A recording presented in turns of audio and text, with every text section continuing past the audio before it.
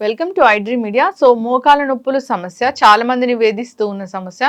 So మోకాల నొప్పులు తగ్గాలంటే అసలు ఏం చేయాలి? దీనికి అసలు రూట్ కాజ్ ఏముంటుంది? సొల్యూషన్ అనేది ఏముంటుంది? ఆయుర్వేదం దీని గురించి ఏం చెప్తుంది? వివరాలు తెలుసుకుందాం. ఈరోజు మనతో పాటు ఉన్నారు ప్రముఖ ఆయుర్వేద వైద్య నిపుణులు డాక్టర్ మధుసూదన్ శర్మ గారు. డాక్టర్ గారు నమస్తే అండి. డాక్టర్ గారు, తెలుసుకోవాలనుకుంటున్నాను ఏంటంటే ఈ చిన్న వయసులో ఎందుకు మోకాల నొప్పులు వస్తున్నాయి? 20 ఏళ్ళు 25 ఏళ్ల వయసులో ఎందుకు వస్తున్నాయి? ఆయుర్వేద పరంగా దీన్ని ఎలా మీరు డిఫైన్ చేస్తారు? ఎట్లా దీనికి హోమ్ రెమెడీస్ అంటే ఏముంటాయి? పూర్తి స్థాయిలో తగ్గించుకోవాలంటే ఏంటి వైద్యం ఏముంది? చాలా మంచి ప్రశ్న మేడం. ఈ కాలంలో చిన్న వయసులోనే మీరు అన్నట్లు 25 సంవత్సరాల నుంచి చాలా మందికి మోకాళ్ళ నొప్పులు మొదలవుతున్నాయమ్మా మేడం. దీనికి 2 రకాల కారణాలు చెప్పుకోవచ్చు. మనకు తెలిసి చేసే తప్పులు కొన్ని, తెలియక చేసే తప్పులు కొన్ని. ఆ తప్పుల్లో కొన్ని చెప్తాను చూడండి. ఈ రోజుల్లో సూర్యభగవానుడి పుణ్యం అని చెప్పేసి అంటే అట్లా కూడా చెప్పడానికి లేదు మేడం. యాక్చువల్గా ఏమంటే సూర్యభగవానుడు ప్రత్యక్ష భగవానుడు మనం ఉన్నప్పటికీ ఆయన యొక్క అనుగ్రహాన్ని మనం పొందలేకపోవడం చాలా బాధాకరమైన విషయం. సో ఆయన మనకు ఆశీర్వదించడానికి రెడీగా ఉన్నప్పటికీ ఆశీర్వాదాన్ని పొందలేకపోతున్నాం మేడం. అంటే చిన్నపిల్లల నుంచి పెద్దల వరకు కూడా ఆ యొక్క ఎండ యొక్క సూర్యకిరణాల తాకిడి అనేది లేకుండా పోయింది మేడం. ఏసీ రూమ్స్, చిన్నపిల్లలకి స్టడీస్కి ఏసీ రూమ్స్, ప్రయాణంలో వెహికల్స్కి ఏసీ రూమ్స్, మనం చేసే పనులలో ఏసీ రూమ్స్, ఇళ్లలో ఏసీ రూమ్స్. సో దాదాపు సంవత్సరం అంతా కూడా ఇదే పరిస్థితి ఉండడం చేత మనకు ఆ డి విటమిన్ రావట్లేదు మేడం. ఎప్పుడైతే మనకు మన దేహంలో డి విటమిన్ ఉత్పత్తి కాదో అప్పుడు ఈ సమస్యలు ఎక్కువ మందిలో అంటే చిన్న వయసులో కలిగేందుకు అవకాశం ఏర్పడుతుంది. రెండోది ఏంటంటే ఈ డి విటమిన్ ఉత్పత్తికి సరిగ్గా కాకపోవడం వల్ల ఎందుకు జరుగుతుందంటే మేడం, మనం పోషకాహారాలు పూర్వకాలంతో పోల్చుకుంటే ఈ రోజుల్లో పోషకాహారాలుగా భావించబడేటటువంటి అనేక రకాలైనటువంటి ఆహారాలు ఎక్కువ తీసుకుంటాం. నిజంగా చెప్పాలంటే చాలా మంది జంక్ ఫుడ్ అదంతా. పోషకాహారాలు పెద్దవాళ్ళు బాగా తీసుకునేవాళ్ళు, పోషకాహారాలుగా భావించబడేటువంటి జంక్ ఫుడ్ మనం ఎక్కువ తీసుకుంటాం, భావిస్తున్నాం మేడం. ఎగ్జాక్ట్లీ చెప్పారు. సో ఇందులో కాల్షియం కొంత ఆహారంలో అయితే ఉంటుంది మేడం. ఉన్నటువంటి ఆ కాల్షియం కూడా ప్రేవులు జీర్ణం చేసుకొని కాల్షియం మన దేహానికి అందాలంటే డి విటమిన్ అవసరం. డి విటమిన్ లేకపోయా తీసుకునే ఆహారంలో కూడా ఈ కాల్షియం సరిగ్గా ఉన్నటువంటి ఆహారం తీసుకోలేకపోతున్నాం. దీనికి తోడంటే మనకు తెలిసి తెలియక కాల్షియం టాబ్లెట్స్ మింగడం మొదలుపెట్టాం. ఇవన్నీ వేస్టేజ్ కింద వెళ్ళిపోతాయి తప్ప మన దేహానికి ఉపయోగపడదు. ఇది జనరల్గా మనకు తెలిసి చేసేటువంటి తప్పు.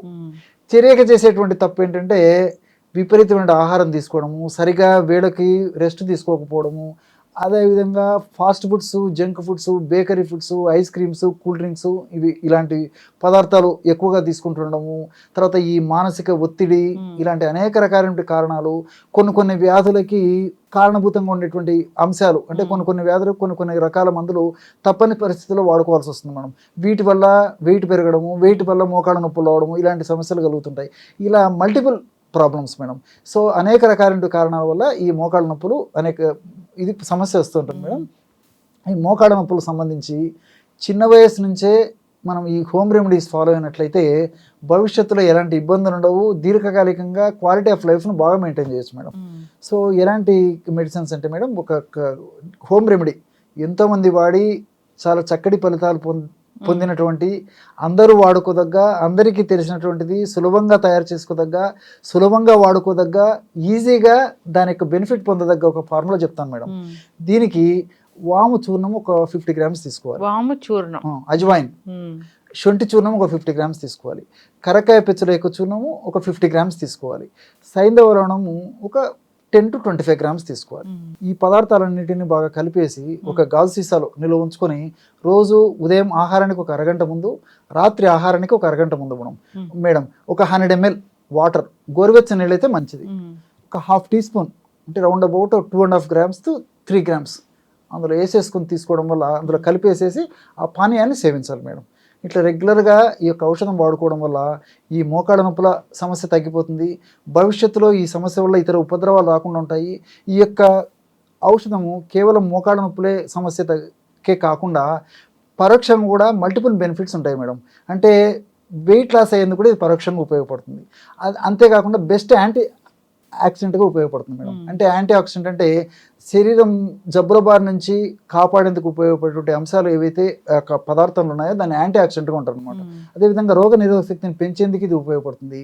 జీర్ణ వ్యవస్థని జాగృతపరిచి చైతన్యవంతం చేసేసి జీర్ణ వ్యవస్థను ఆరోగ్యంగా ఉండేందుకు ఈ యొక్క ఔషధం ఉపయోగపడుతుంది. ఈ విధంగా ఆయుర్వేదం ఔషధాలు ఉంటే ప్రత్యేకత ఏంటంటే మనం ఒక్క పర్పస్ కోసం వాడితే multiple benefits, multiple side effects కాకుండా మల్టిపుల్ బెనిఫిట్స్ ఉంటాయి మేడం. కాబట్టి ఇది దీర్ఘకాలిక పాటుకు వాడుకోవచ్చు, చిన్న వయసు నుంచి పెద్దవాళ్ళ వరకు వాడుకోవచ్చు, ఎలాంటి ఇబ్బంది ఉండదు.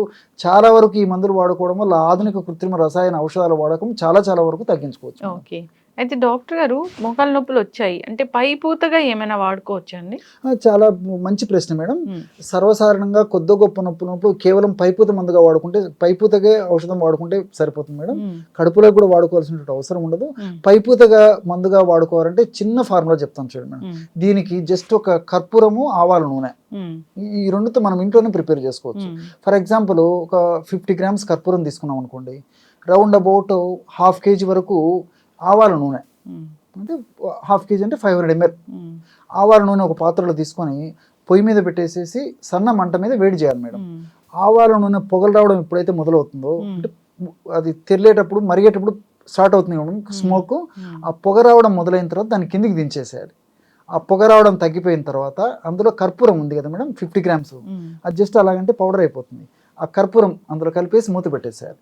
కొద్దిసేపటికి కర్పూరం అంతా కరిగిపోతుంది మేడం. చల్లబడిన తర్వాత దాన్ని ఒక సీసాలో నిల్వ ఉంచుకొని రోజు ఒక్కసారి కానీ 2 సార్లు కానీ ఆ యొక్క ఆయిల్ని మోకాళ్ళ భాగంలో సున్నితంగా మర్దన చేసుకుంటూ ఉండడం వల్ల చాలా అద్భుతంగా రిజల్ట్స్ వస్తుంది మేడం. కొద్దో గొప్ప ఉండి ప్రాథమిక దశలో ఉన్నప్పుడు కేవలం ఈ మందే సరిపోతుంది మేడం, పైపూత మందే సరిపోతుంది. ఖచ్చితంగా డాక్టర్ గారు మీరు అన్నట్లుగా నేచర్తో జీవించడం అనేది అలవాటు చేసుకోవాలి. ఎప్పుడైతే మనం అది మర్చిపోయామో అప్పటి నుంచి అనారోగ్య సమస్యలు మొదలయ్యాయి.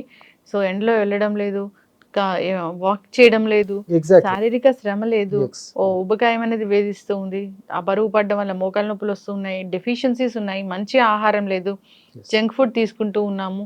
సో దానివల్ల ఎటువంటి పోషకాలు అందవు, ఇంకా అది మనకు కలిగించే సైడ్ ఎఫెక్ట్స్ అనేవి చాలానే ఉంటాయి.